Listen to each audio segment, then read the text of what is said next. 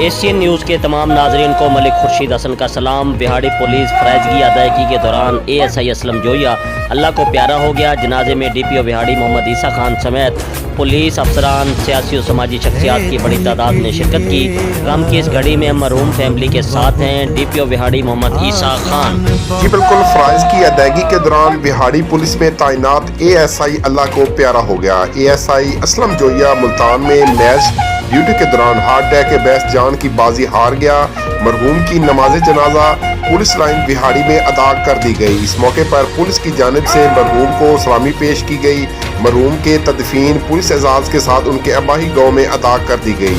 जनाजे में DPO बिहाड़ी मोहम्मद ईसा खान समेत पुलिस अफसरान और सियासी समाजी शख्सियात की बड़ी तादाद ने शिरकत की। DPO ईसा खान ने मरहूम के बेटे के सर पर दस्तक शफकत रखा।